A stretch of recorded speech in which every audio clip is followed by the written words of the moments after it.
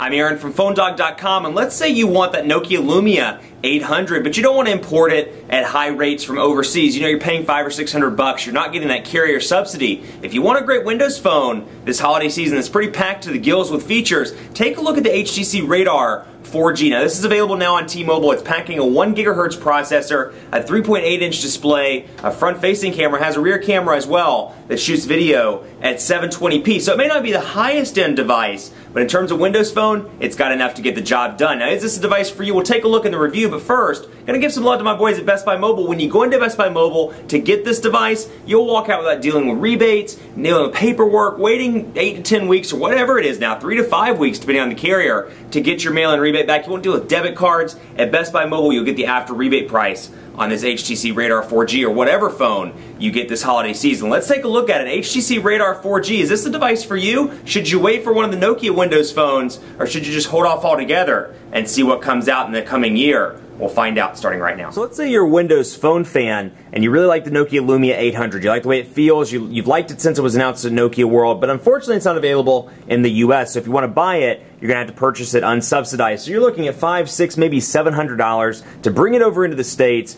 and throw it onto AT&T or T-Mobile. Well, if you're looking at a device like the Lumia 800, but you want something with a carrier subsidy, I'd really take a look at the HTC Radar 4G. This is a new device, a new Windows Phone device at that, from HTC and from T-Mobile. It's available now, and it packs a pretty decent spec list. Now, this isn't going to blow any Android device out of the water or perhaps go toe-to-toe with the iPhone 4S, but it has a decent spec list that works really well for Windows Phone 7, or I guess 7.5.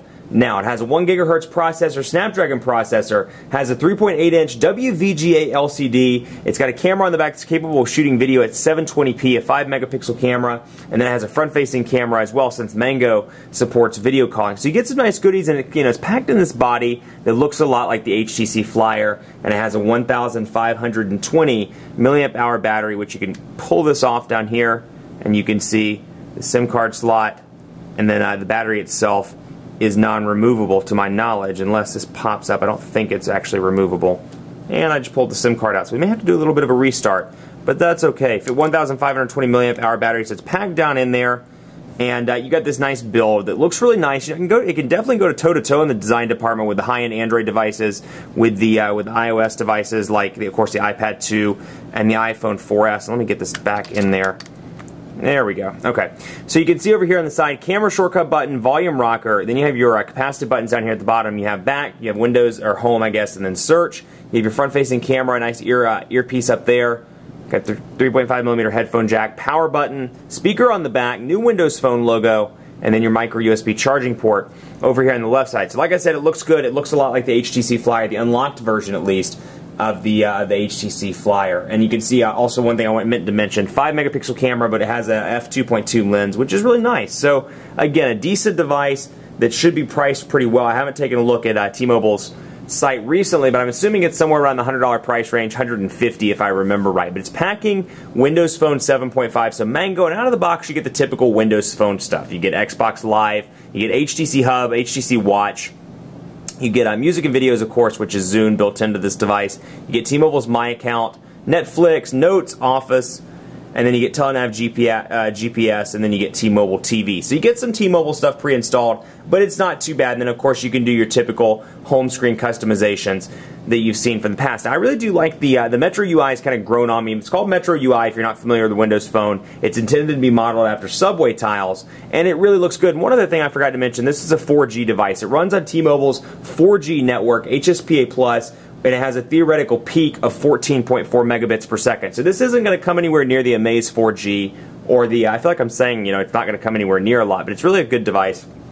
Excuse me, a good mid-range device, but it's not going to come anywhere near the 42 megabits per second theoretical peak that's on the Amaze and on the Galaxy S2 on T-Mobile. Still, 4G capabilities, according to T-Mobile, excuse me, I have a frog in my throat, and you can see the customization. So back to what I was saying, Metro UI symbolizes subway tiles, and you can see here that some are rectangular, some are square, and this is actually a little bit of a pet peeve I had with Windows Phone, because you can't dictate which ones are squares and which ones are rectangles, because I can really see a need for having a rectangular messaging tile, for example. Let's say, you know, if it were rectangular, you could see your messages out here, who you had messages from. Same thing with people. You know, maybe you could see missed calls, see who called you, as opposed to just seeing one missed call or one new message. You kind of had more control over it. So, not the case here. You do get a square one for calendar, for pictures, but it's really dictated by the OS and not by the user. So, you know, let's say plot calendar, for example, which is already on the start screen, but what all I have to do is go into the menu, I can press and hold it, and then click pin to start. So I can take, I think Maps is already out there. Yeah. Nope, it's not. Pin to start. We'll try that again. Pin to start, and then Maps is there, but it's a square tile. So something to keep in mind. Now, Windows Phone 7.5 brings in support for live tile. So you do get some applications that kind of do the live tile support, like People here, where it's flipping back and forth between contacts. And if I had pictures of contacts in the People app, it would bring up those pictures, and that would be really cool. And of course, you can connect Facebook, Twitter, and other social networks. So you can kind of get, it's a nice little medium within People. So if you could see what's new, I had my Twitter account connected to the Focus Flash while I was working with it, and I could bring up my Twitter account. I could synchronize those with my contacts. It was just a really nice setup. So I can go in here, for example, and we'll do a new contact just so you can see Billy Johnson. Whoops. Billy Johnson. So we'll do that, for example. We'll do phone, and Billy Johnson is going to be 555-1234, and we'll save that. And you can see here's what a contact looks like. You have your profile, you have your history with that contact, so any conversations, calls, and then of course I can add in an address, I can add in additional phone numbers, email addresses, and more. So I can come back out here, and then I'll go into People, and you can see, no, we're not going to sim import those. You can see the B for Billy Johnson. Now, one little feature I like, and I'm jumping right into these little kind of nitpicky features that are really cool about Windows Phone, but hey, that's what makes it cool. And you can see here, when I click on B, if I had contacts, let's say I had Charles, I had Daniel, I had Evan, I had Frank, all of these would be lit up red or lit up in the color that my theme is set to. So it's really cool because I can come in here when I have a full contact list and say, well, weird, I don't have any P contacts, or I don't have any S contacts, or any U contacts. And so that's a pretty unique little feature of Windows Phone. And of course, you can see with this Metro UI font, or this Metro UI interface, you can see that the fonts kind of roll off the screen, and then as you scroll over, they become more visible. So again, you see some improvements in Mango versus the original Windows Phone 7. What I will say about Mango, all the improvements, or at least most of them that I've seen, are very subtle. They're not anything that pops out outside of front-facing camera support and some little minor system settings. Otherwise, pretty similar to Windows Phone 7, the original version. Now, of course, you can come in here to theme, and it offers a reasonable level of customization. You can come in here and change the background color, make it dark if you want to, change the background to, let's make it blue, and then we'll come back out of here, and of course I can change my ringtones and sounds and system settings. So it's intended to be a very easy operating system that gets you in and out without spending too much time. Actually, that's what they advertise it as. Get you in and out without spending too much time in the actual device. I actually don't like that blue. Let's go ahead and change that back. Let's do light and brown. How about that? There we go. That's a little bit better. So you can see, and that's a little bit easier in the camera to see as well. So 3.8-inch display. It's a little bit smaller than those 4.3, and 4.5-inch options that are on the market. Still, it's larger than the iPhone 4S. It's right up there on par with some other mid-range Windows Phone devices, and it's right on par actually with the Lumia 800. It's a little bit bigger actually than the Lumia 800, so if that's a device that appeals to you. And I really see a lot of people that are appealed by the Lumia 800 to kind of go to this as kind of the US go-to device right now while we're waiting for the Lumia to come into the States, or at least some variant of the Lumia to come into the States. So Xbox Live, like I said, let's take a look at HTC Hub as well, and we'll come in on that. And you can see, obviously, Microsoft's pretty strict about what they allow in terms of customization to Windows Phone. So what HTC's done is they've done this kind of hub interface here, hub application, where it makes it look a lot like Sense. You can see the same kind of clock widget here, which is not bringing up my location. Let's see if we can get it to pop up with Charlotte. There we go. And you can see again, Charlotte now, it's bringing up the weather, and it's going to bring up the clouds, and for whatever reason, it's 73 degrees on November 22nd. That absolutely blows my mind. That brings up an additional list of cities down here. So you get the option to go through your cities, and you get this Sense-like look and feel, just like you would on HTC Android devices. So you can see, again, if you're really missing your Android device, you can see that. And then, of course, you can scroll over and see stocks. You can see news. And then you can see featured and more. So you kind of get that Sense customization, but it's all within an app, since, again, T-Mobile doesn't allow a whole lot of customization. Let's take a look at messaging as well. Excuse me.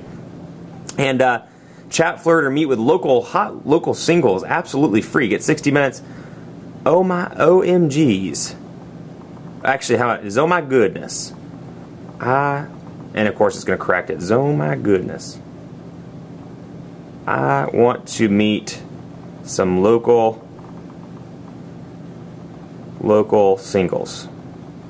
Oh my goodness, I want to meet some local singles. I'm going to send this. I'm a little scared actually to see what comes out of this. But you can see the brown's slightly different depending on whether you're the person, whether you receive it or you Tango personal. Oh yeah, forget that. But you get the idea. You can see the brown here is a little bit lighter for the responses from this number, and then you can see in the dark brown my response. You can see that's a little bit of a different color as well. Now you see these icons down here. They're very minimalistic. When it's closed, all you see is the icon itself. All you have to do is click these little 3 dots over here on the right, and it brings up an additional menu. It shows you the text below, so I know this means send, attach, or speak, and then I can delete the thread if I want to and go from there. Now, it's interesting because a lot of the features that I use on a regular basis aren't in Windows Phone 7. For example, I have a long list of messages that I want to delete. I have to delete each one at a time by pressing and holding and doing it that way. So again, there's no option to mass delete, and that's one of those things where I'm like, you know, a more mature operating system, would have something like mass delete. So you still see a lot of those features like that missing, but otherwise, it's still a very customizable or very easy to use operating system that's great for somebody that's coming from, perhaps a feature phone or migrating over from iOS or something, again, that's very easy to use and they want to keep it on the easy side, but maybe they're sick of iOS or they're sick of their feature phone. So you can see